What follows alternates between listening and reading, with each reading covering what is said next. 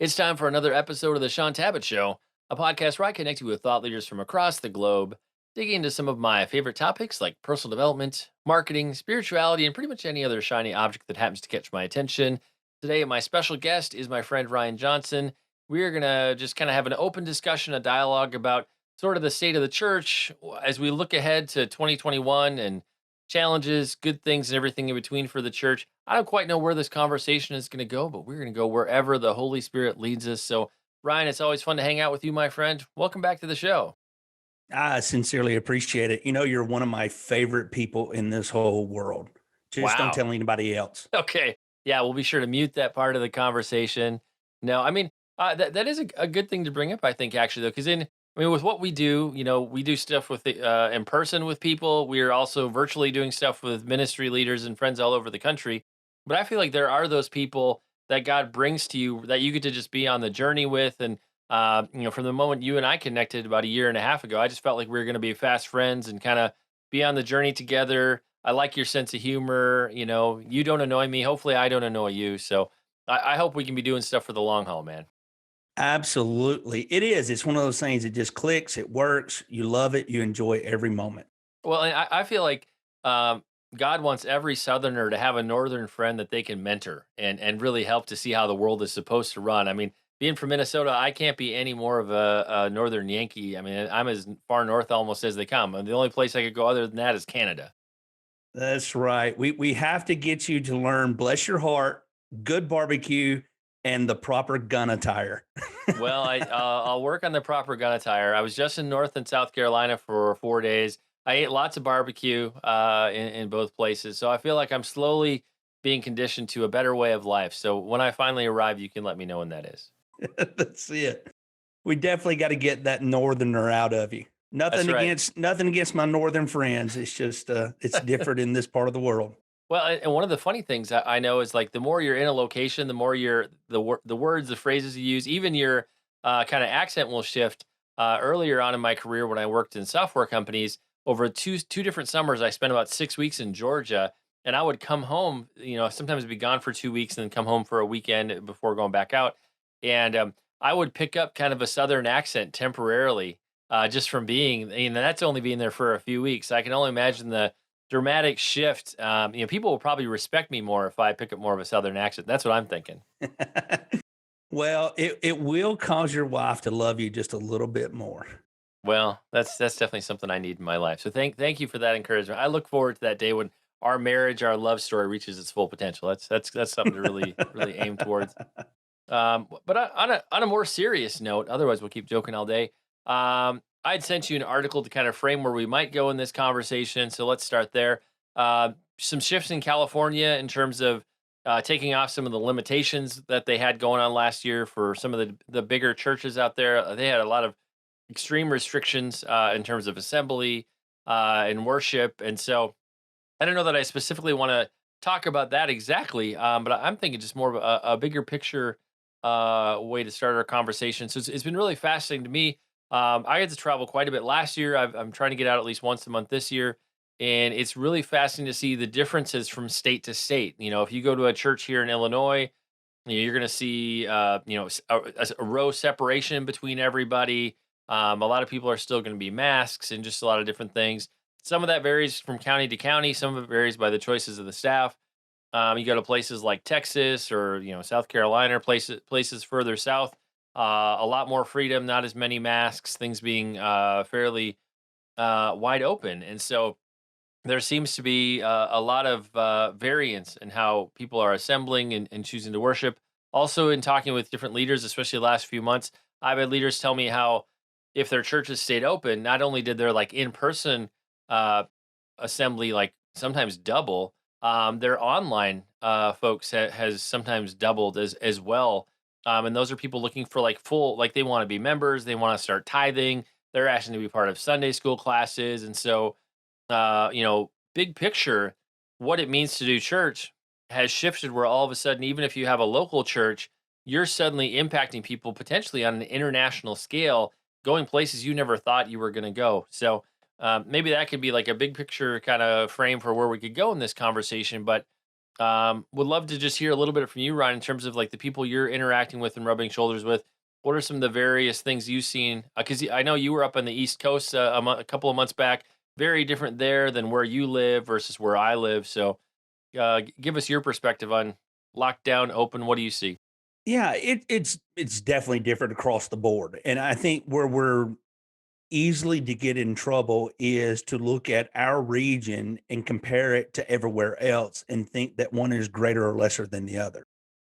I do travel. I'm here in Eastern Tennessee in the Great Smoky Mountains, and where we're at, our home church, we've been wide open for the whole time. We don't have a in the county where we're at, we don't have a mask mandate for churches. Now, there is a mask mandate in the county, but it's not aggressively enforced. There's a lot of places that you can walk into and they will not say anything if you don't have a mask on or not. It's very left open to a lot of people. But I mean, we have people that attend church on Sunday. Some wear masks, some don't. It's not something that is required or expected. We don't have social distancing in our congregation. But if I go to another place and I have been traveling, I've there was a church I was at not long ago. Their denomination enforced them to separate and do every other pew or every other row, and so they had to have it taped off. And some of them even said that their insurance companies were requiring them of this, and it really puts a big picture on things that there's a lot of pastors having to make difficult decisions because of multiple facets of influence. Some is the county, some is the state, some is the federal government, whatever the case may be, insurance and so on and so forth. And so it has been extremely challenging for a lot of pastors to abide by this and do. I think, even in sending the abiding, I don't think I've ran into a single pastor or know of a single pastor that is willing to do something for the sake of harming a single individual. These pastors are having to make decisions that they've never been faced with before. But at the same time, it's challenging because you got pastors that want to open up, such as in California, but they're in a partial lockdown per se. Those churches in California, 25%. And that doesn't really seem like, too much to ask. But, I got to thinking about this, Shaun. For a congregation, let's say a congregation of 5,000 people, they can have on Sunday morning 1,250 people. And that's still a good congregation. But what about the church that only has 50 attendees? That congregation is permitted to have 12. Well, in my case or your case, that's our family, Pretty much. especially your case. Mine, we're a family of six. The congregation of 75 people can only have 18 people. So it puts us so much pressure on these leaders, but we really got to be careful because here in Eastern Tennessee, we have a lot of liberty to do things and host things. Again, if I go into a restaurant, they may say, "Hey, we ain't going to seat you until you put your mask on." But the churches from day one, there's been no limitation on the church. Federal government buildings, local government, got to wear the mask. But there's been a lot of liberty here, whereas other places it has not been. Just to kind of jump off of the point you're making there, Ryan, one of the things that I would love to see, whether we're talking about shifts in California or elsewhere, is I don't know that we should necessarily base things on congregation size, because, like you said, that's a weird slippery slope. Whether you have 5,000 or 50, that 25% gets weird. I would like to see it based on more size of the facility, like what can the facility safely, reasonably accommodate, and really it's been interesting. I guess the thing that I really liked about the progress they're making in California is I feel like they're taking into account that, at least to some degree, they've been treating churches differently from stores or other public venues. And California, it's been very locked down, but other places we've seen, over the course of last year, lots of assembling in the streets for various different reasons, whether it was to let your voice be heard or to celebrate a sporting event, this, that, or the other thing. We can point to tons of examples of situations where people assembled, masked, unmasked, and everything in between. Yet churches, it seemed, for whatever reason, were more harshly scrutinized, locked down, forced to have some severe limitations on their ability to assemble. So I will say to some degree, what does give me some hope with what I see happening out in California is that there seems to be at least a minor acknowledgement of, oh, we've actually been treating churches differently than every other aspect of what's happening in society. So to me, maybe that's a little bit of progress where we can go, oh, this is kind of an apples to apples thing. This part isn't an orange over here. Yeah, I would definitely say minor. My thought automatically goes to, I live in Eastern Tennessee, but I'm originally from Alabama. So naturally, I'm a University of Alabama fan. And on January, whatever date it was, Alabama won the national championship. Well, in Tuscaloosa, pictures went crazy because everybody went to the streets in Tuscaloosa, Alabama to celebrate it. And people started retweeting, even on Facebook, sharing the massive crowds of, college students and adults celebrating the victory. And they were going super spreader events. This is horrible. These people are killing people, blah, blah, blah. So I started actually doing some research on some of these people that were saying that. And I was fascinated to find just a couple of days after that, they were sharing the people in the street celebrating the inauguration of President Biden. And back before that, the election of President Biden and celebrating in the streets and everything. And so there's this little bit of contradiction on a lot of levels. But the reason I say minor towards the churches, you still have places like San Diego who opened up gentlemen clubs, but churches can't. But I know we can't make a mountain out of a molehill, and we got to pick which hill we're going to die on.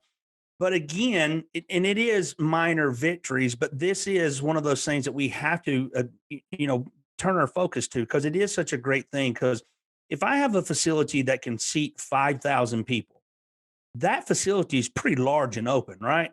Whereas if I have a church that can only seat 75 comfortable, it's a closed quarter. So the restriction may look a little different because of the facility, but none of this is being taken into account in this. And it does feel like levels of persecution against Christianity. Do I believe it is all out persecution? No. However, I do believe there are some roots that are attached to it that is setting the church to be persecuted in different levels, which is why this is so important to the body of Christ, to be able to recognize that the church still has to be recognized in this situation. Because if we can open up casinos, we can open up restaurants, we can open up, the gentleman clubs and such. How come we're not able to open up these churches in different scales, in different formats as well? Yeah, I think the big thing is who gets to decide what's an essential service effectively is the question at hand. I guess one of the things I would say is in terms of all of the interesting places like Gentlemen's Club, which is a very generous way to to phrase that, or a dispensary or a liquor store or abortion clinics. I would kind of lump that as kind of under all the places that sin taxes are collected, if you will. I mean, those are all revenue generating things by and large for the for the government, versus the church is a tax exempt entity. So that is an interesting thing to think about. But who gets to decide what's essential for society to function? And clearly, by and large, across much of society last year, the church was not on that list.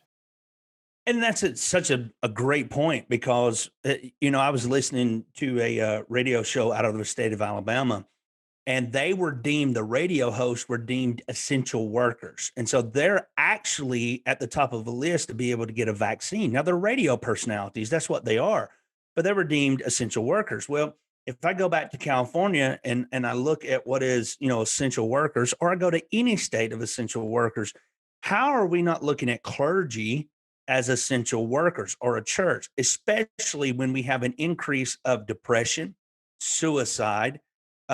We have an increase of just violence in general, because people are getting bored and they're becoming, where they're breaking into. I'm not talking about rioting and looting. I'm just talking about in general, people are breaking into homes and stealing because it's there to do when boredom hits. But none of these things are actually being considered, even unfortunately, with all the deaths.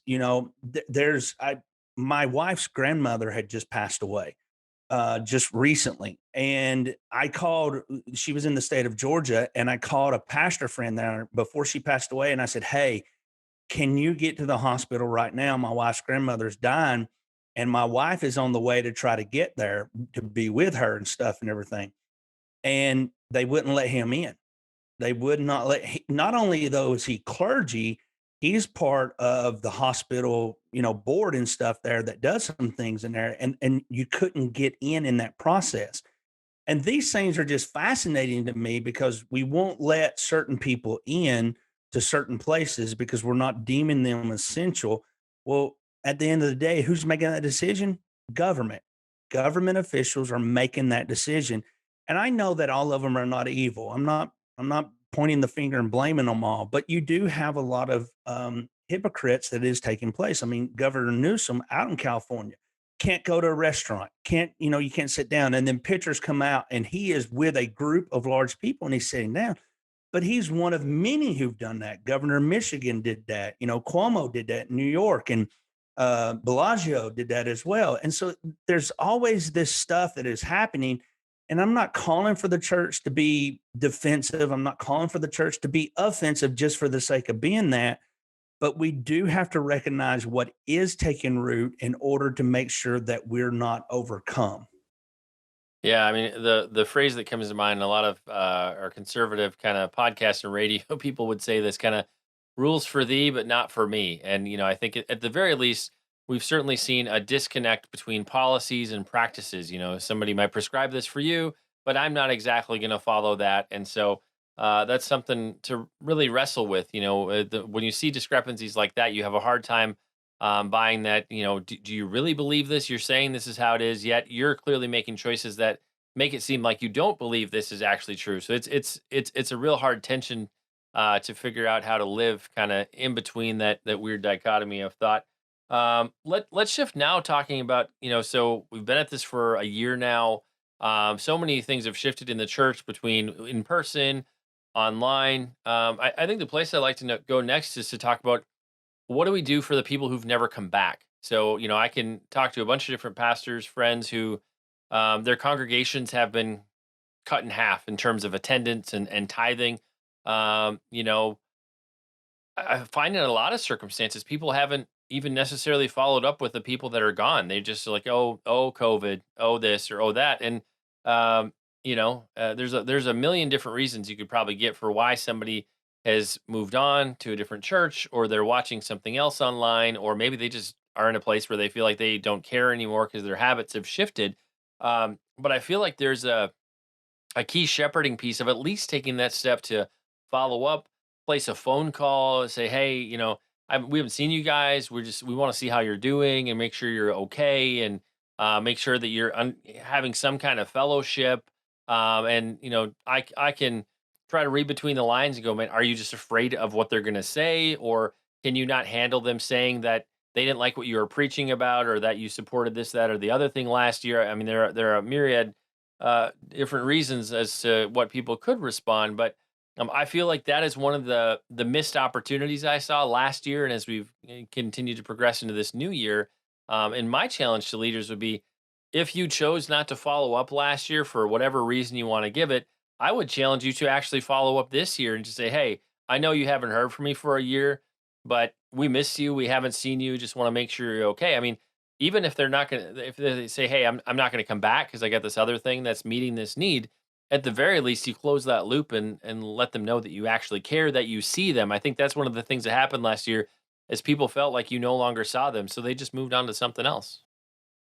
Yeah, and what I'm about to say is my own thoughts and opinions. So this is where I Does not interjected here. reflect the thoughts of Shaun Tabatt or the Shaun Tabatt. Yeah, Yeah. yeah. And no Disclaimers. one else, no one else has to agree with me on this, but I genuinely believe the one thing that COVID-19 did for the church was to pull back the veil of how the church in recent years had gotten away from authentic relationships.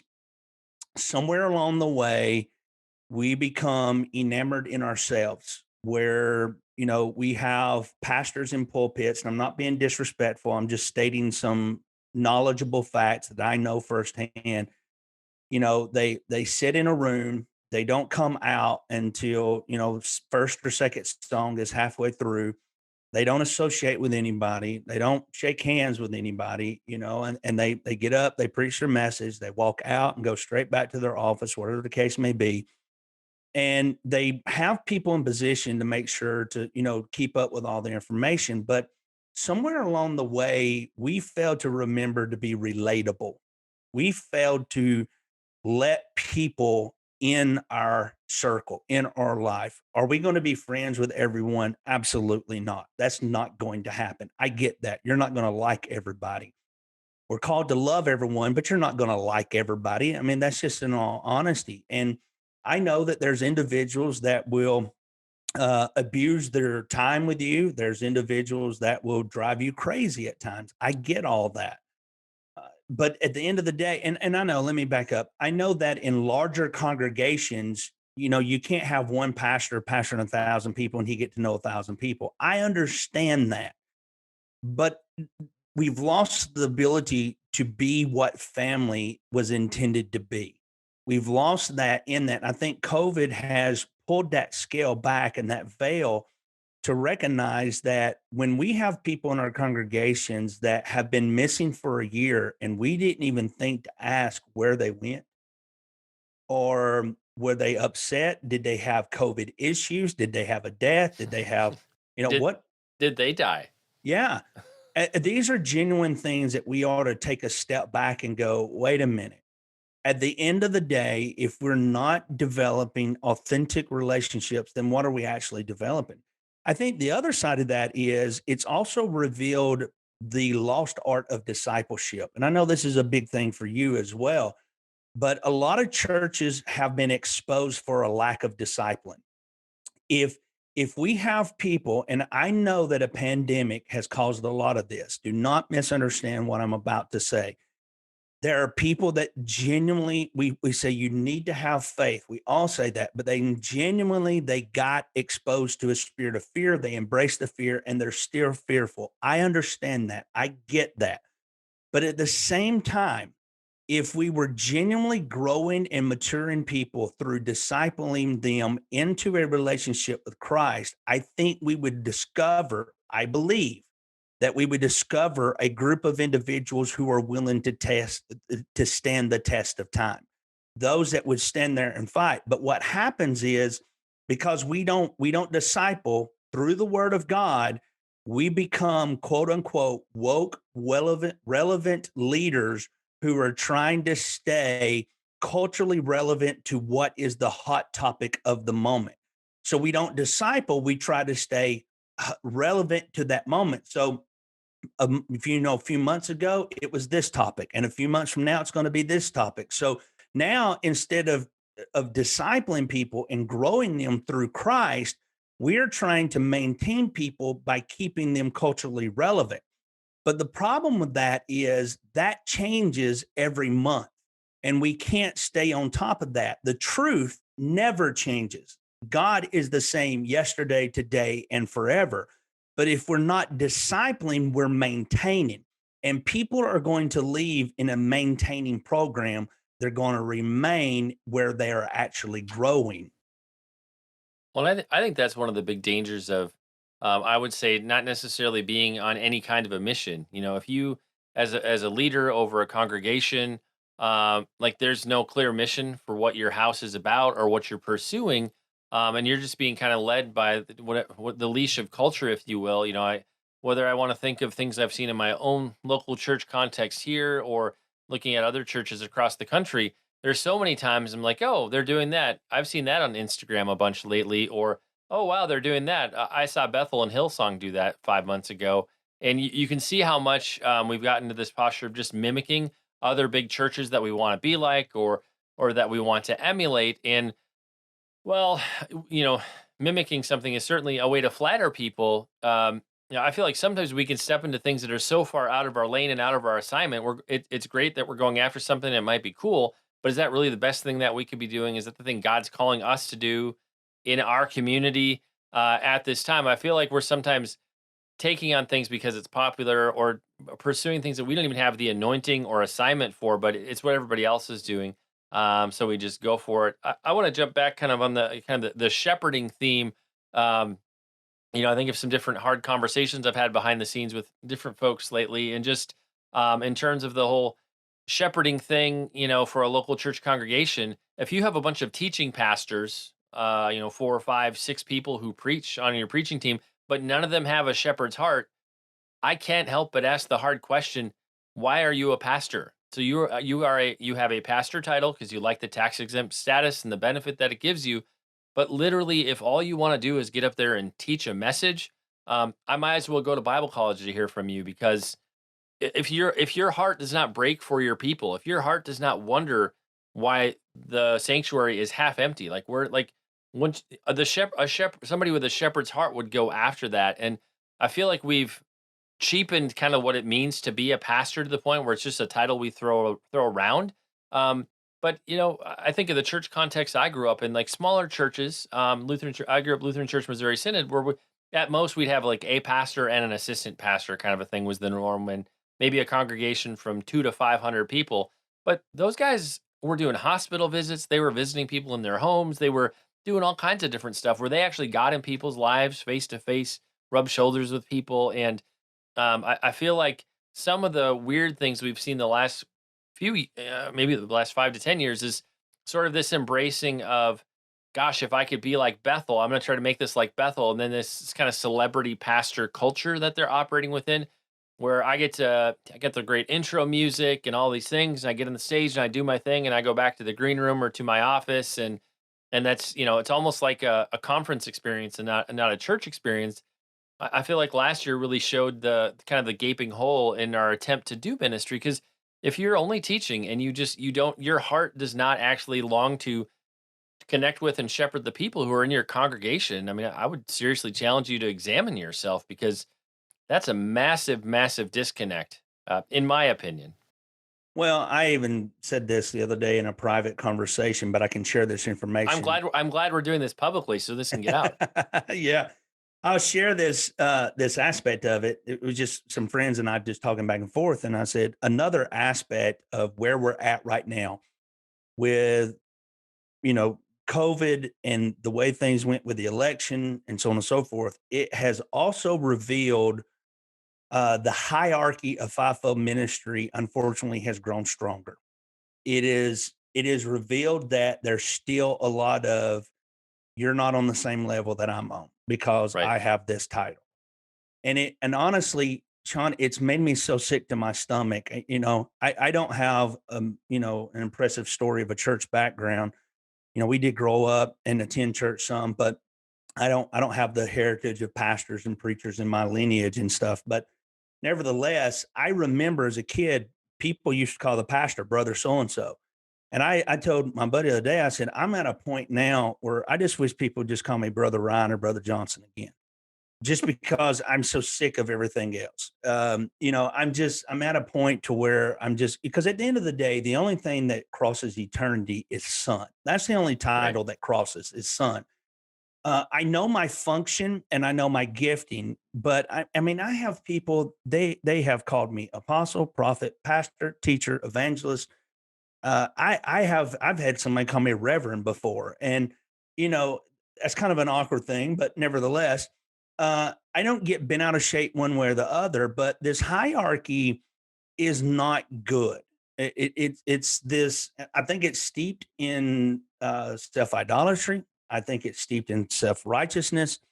At the end of the day, the fivefold gifts are a gift to the body of Christ. Apostles and prophets is the foundation of the church, Jesus being the chief cornerstone. But I think we have failed to remember that foundations are established so that something can be built upon them, and we walk on foundations. We establish that to walk on. But what's happening is we got apostles and prophets that are actually walking on others because of this hierarchy. And it's just sad at the end of the day, because if I do have a congregation, when you was talking about the teachers, I immediately thought of this one church that I've ministered at multiple times, back when another pastor was there. I haven't been there since he's been gone, but I remember this church, and he was a teaching pastor. I mean, teaching, teaching, teaching. And he was a good teacher. The problem was when you bring in someone like myself that is not teaching, the congregation had a very difficult time receiving anything that I ministered because it wasn't in the way that they were accustomed to. And this is a problem for a lot of congregations. And then you add on top of it, when you try to mimic, say, Bethel or Hillsong or IHOP, and you try to put it into your region, it doesn't always work that way. Can we learn from those congregations? Absolutely. But when I try to mimic or echo them, I usually find failure and not success. Part of that too is we have this mentality that if I see it there, I'll just echo it and I'll get the same results. But let's be honest, we can look at the genre of a comedy. Not all comedies are the same. We're going to be drawn to the one that makes us laugh. So if I'm trying to echo Bethel, I'm going to be drawn to what actually Bethel is producing versus somebody else that's not, and it's a cheap imitation of it. I think that's a massive problem that has to be garnered attention because you even brought it up earlier about people that are watching online. And I love what we're doing online. I have an online, even in RJM, even our congregation here at Summit Church in Pigeon Forge, even the outreach ministry, Life Changers Outreach, we have online presence, but the church can't become focused solely on online because whatever is maintaining them here in the moment, if there's something that's more flashier, it'll take them in a heartbeat because it's so quick, it's so relative in that. But again, so what's missing in all this is the authenticity of relationship. It's hard to develop a relationship with someone who's strictly online. It's very difficult. It's why even like you and I, for months went by, our relationship was online. And then we worked it out to where we could establish a face-to-face conversation and grow from there. And it will continue to grow from there. This is going to be the challenge that's before a lot of people because if we don't learn how to properly lead people, disciple them, develop that relationship, the next greatest thing is going to take them and pull them away. You just can't concentrate solely on that because, again, the greatest flash is going to be the one to entertain a lot of people. Right. Well, I think there's no replacement for face to face. I mean, one of my goals this year is just to get out and be in front of leaders, authors, people that we're partnering with or working on stuff with, just to hear their heart, see how they're doing, and just sit across the table, grab dinner, and have a conversation as much as is reasonable. I think we should be trying to do that with the people in our own congregations and just having community, even if it has to be a smaller communities right now. I think that's so important just to be rubbing shoulders and sharpening each other. It's just you're not going to get that same effect online. I'm going to throw away my idea to rename you Level 3 Master Prophet, Ryan.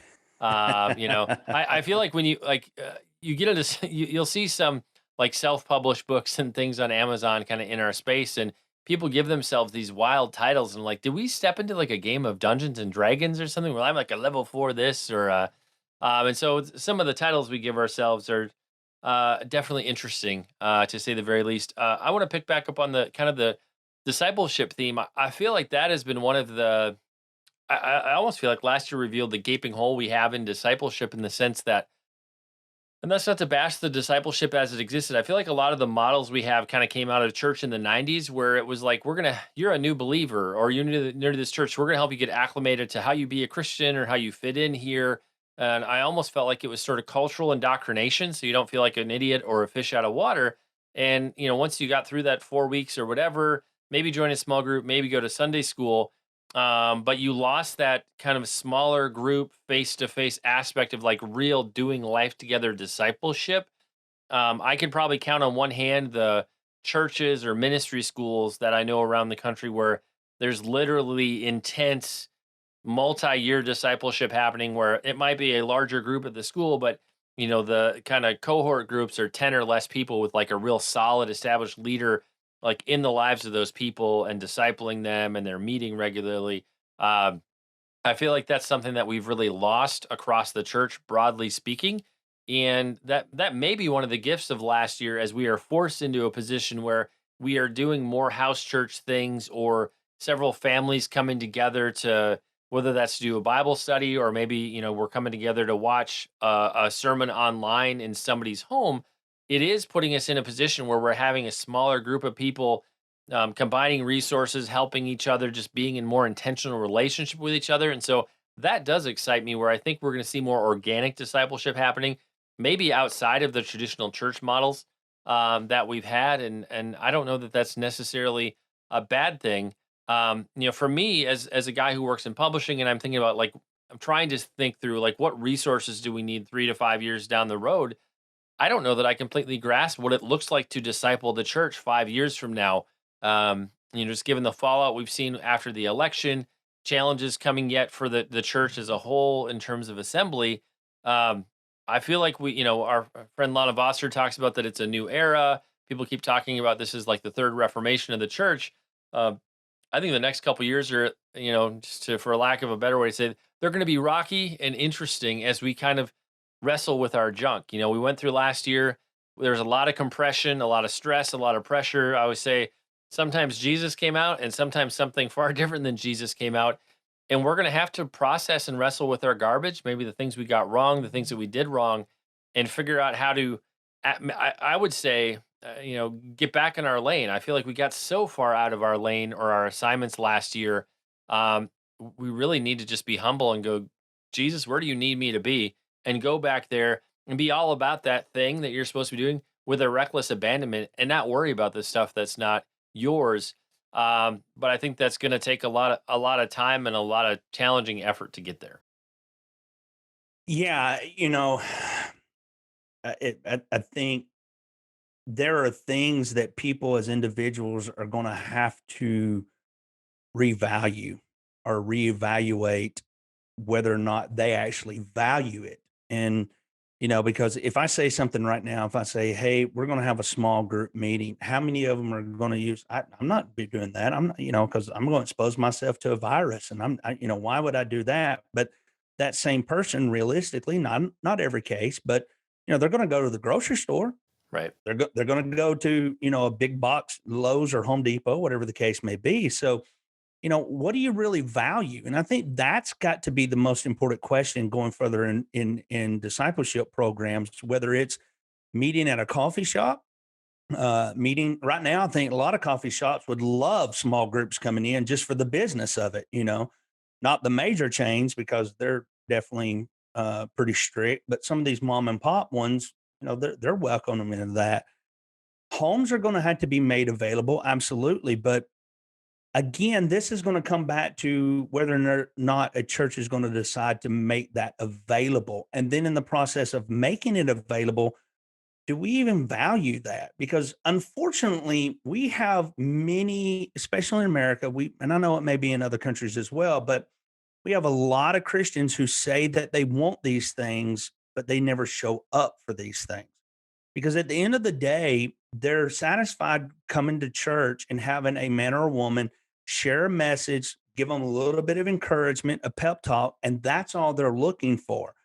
But at the same time, they're blaming that they're never being fed. Well, let's talk about shepherding just for a moment. I want to say this. It's not a long thing, but let me say this.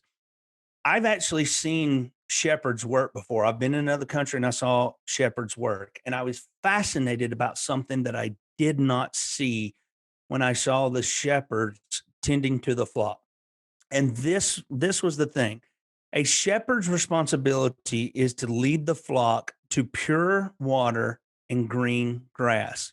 What I did not see was the shepherd bend down, take a handful of grass and put it in the mouth of the lamb, the sheep, whatever. They didn't cup the water and put the water up to the mouth and let them drink. They simply led them to pure water and green grass. Modern Christianity has this tendency to expect leaders to do everything for them. Leaders lead. It is our responsibilities as individuals to get to the place in which we have been led to and learn how to eat and digest what has been presented to us. We don't always prepare the meal, but we get to partake of the meal. If we're complaining that I left this church because I wasn't being fed, that's a problem on you, not the leadership in this aspect. I'm not saying it's always the case across the board because yes, there are some poor meals being prepared. I'll say it that way. But at the end of the day, what do we really value? Because if I set up a discipleship program online, let me just say it online. I set up these Zoom meetings. If you never log on, that's not my fault. That's your fault as a person. So churches, a lot of churches in some reasons, in some regions, they're going to be able to do discipleship programs through Zoom meetings or whatever the case may be in that aspect. Some can do it in coffee shops, some can do it in their homes. We need to make it available, and then we as individuals need to be held accountable to actually show up to what is being prepared for us. Well, let's transition into one of my other favorite topics. One of the things I've wrestled with lately, and I don't have a good solution for this. But I think of what it meant to be in ministry or to become a pastor as I was coming up. I went to Bible college. I did a little bit of grad school, seminary. Never did finish my master's degree. But in terms of pastoral training, they tend to be a little bit meaty. Like you would get some exposure to biblical languages and some theology and a smattering of things. Get some homiletics training and whatnot to prepare you to be a pastor. Now, is that required to be in ministry? Absolutely not. And it really varies by the denomination you're in for how much education's valued and whatever that looks like. So if you're a pastor who doesn't have an MDiv or whatever, I'm not raining on your parade. I've wrestled with this because I'm a person who values education. I value Bible knowledge, theology, church history from the perspective of if you have a vacuum where there isn't any of that knowledge present in your leadership structure or broadly in and over your congregation, you can get into a really weird place where all those things that are new under the sun that sound fancy and exciting, they're shiny objects that seem like, ooh, look at that. And if you don't have the context, you don't know that, oh, that was dealt with in the third century, or that was, that's actually what you're saying that you think is cool. That's actually a heresy. And so I feel like we've just entered into this weird place where there's an extreme lack of training in certain parts of the body, and it's concerning. Where the quality of your teaching really starts to diminish, where you just don't have. I feel like the bar has gotten extremely low, where people are good teachers, they're good communicators, they're good presenters, but they just and maybe to some degree, part of the answer is not unlike what you said related to discipleship, where it's kind of on you. If you're in a position to preach and teach, maybe you should really be pressing into that Bible study and going deep and learning as much as you can so you can like properly wield what you're bringing to the stage there, so to speak. But for me, as a guy who works with authors and leaders and just has a passion for the church thriving and doing well, that's something that just gives me great concern in this season, because you can get into a situation where you grew up this group of folks organically under one church umbrella, and if you don't have really hardcore solid discipleship, your team is like a mile wide and like a centimeter deep, and that's very problematic when you're leading and impacting maybe thousands and thousands of people. It's an interesting aspect of it because I I think right now our generation has more access to wisdom, knowledge, and understanding on multiple topics. Easy access, from our phones to our computers, our laptops. But at the same time, I feel like we're one of the most ignorant generations when it comes to understanding, the simplicity of the Word of God, the foundations of our faith. We have all this access, but we're not